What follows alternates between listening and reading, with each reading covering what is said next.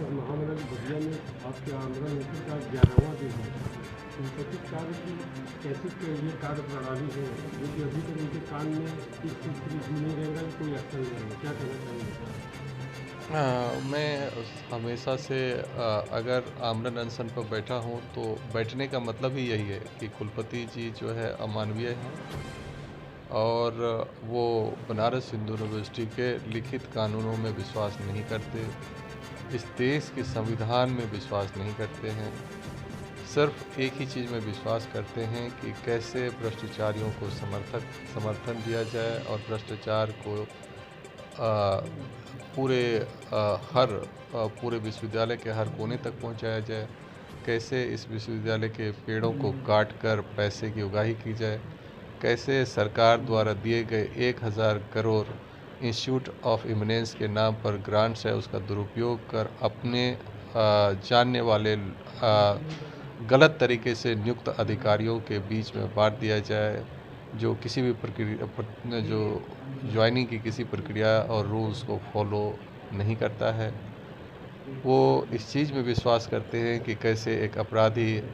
ना सिर्फ चिकित्सा अधीक्षक पद पर बनाए जाए, बल्कि वो कैसे अपने पूरे कार्यकाल पूरा करने के 3 साल के कार्यकाल पूरा करने के बाद भी अपने पद पर जबरन बना रहे,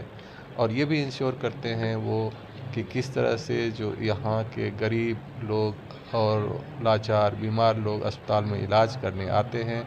वो बिना इलाज के, बिना बेड खाली रहते हुए बेड ना मिलने से उनकी मौत हो जाए। ये महामना की बगिया है और जिस कुर्सी पर बैठे हैं उस कुर्सी पर कभी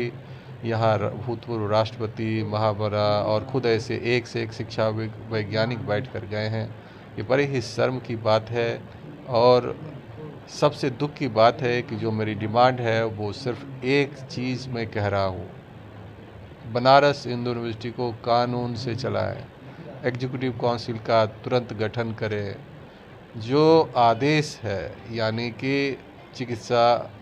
विज्ञान संस्थान के निदेशक साहब प्रोफेसर संखवार साहब ने जो रिटन आदेश दिए हैं और उनके को सिग्नेटरी डीन साहब हैं, जो 8 मार्च को आदेश दिया गया है मरीजों के, हृदय रोगियों की जीवन की रक्षा के लिए, उनके जीवन जीने के अधिकार को स्थापित करें। एक अपराधी चिकित्सा अधीक्षक जिसका कि ज़्यादा से ज़्यादा कार्यकाल 3 साल का हो सकता है, वो 6 मई 2024 को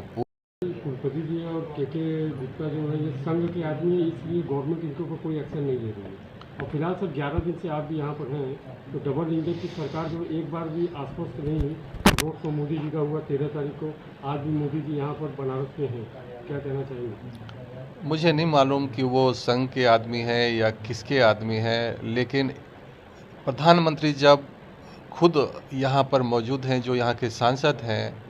और उनको जब इंटेलिजेंस के माध्यम से अदर सूत्रों से मेरे द्वारा पत्र लिखने से ये मालूम है कि मैं आमरण अनशन पर हूँ, तो मैं तो ये मानता हूँ कि वो ये कहते हैं कि आप ये जो चिकित्सा अधीक्षक महोदय हैं और कुलपति जी आपका नाम बदनाम कर रहे, वो कह रहे हैं कि वो आपके आदमी हैं और वो आपके नाम को बर्बाद कर रहे हैं, बदनाम कर रहे हैं और कानून को तोड़कर आपकी गरिमा को गिरा रहे हैं। वो किसी भी जो मेरे पास जो इलाज कराने आते हैं, वो मरीज जो है उसकी कोई जाति, कोई धर्म, कोई समुदाय, कोई वर्ग नहीं होता। हर व्यक्ति संघ के हो, बीजेपी के हो, कांग्रेस के हो, सपा के हो, बसपा के हो, व्यक्ति मेरे पास इलाज कराने आते हैं, उनका कोई जाति धर्म मेरे सामने नहीं होता। वो सिर्फ मेरे लिए मरीज होते हैं और सभी वर्ग के लोगों के लिए मैं यहाँ आपसे बेड मांग रहा हूँ। अगर आप काशी की आम जनता के लिए, इस आसपास की आम जनता के लिए, पूर्वांचल की आम जनता के लिए, इस देश की आम जनता के लिए, न सिर्फ बनारस में बल्कि पूरे देश में आपसे बेड मांग रहा हूँ, आप ये बेड दें। और अगर आम जनता आपके संसदीय क्षेत्र में बेड रहते हुए बेड नहीं मिलने से अगर उनकी जानें चली जाए, तो फिर इतने मजबूत प्रधानमंत्री होकर भी आम जनता को क्या मिला? से हटाएं, ये आपका नैतिक, मौलिक और संवैधानिक दायित्व है। ऐसा नहीं करके आप एक अपराध कर रहे हैं और महामना की बगिया के उसूलों आदर्शों की धज्जियां उड़ा रहे हैं।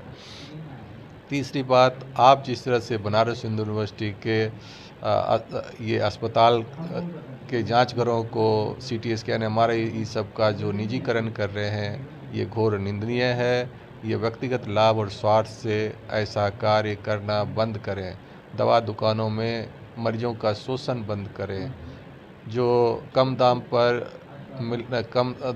बेहतरीन दवाएं मिलने के बदले जो ज़्यादा दाम पर भ्रष्टाचार के द्वारा महंगी दवाएं, घटिया दवाएं बिचवा रहे हैं, उपकरण बिचवा रहे हैं, इसको बंद करें। इससे आप न सिर्फ अपने वजूद को, अपने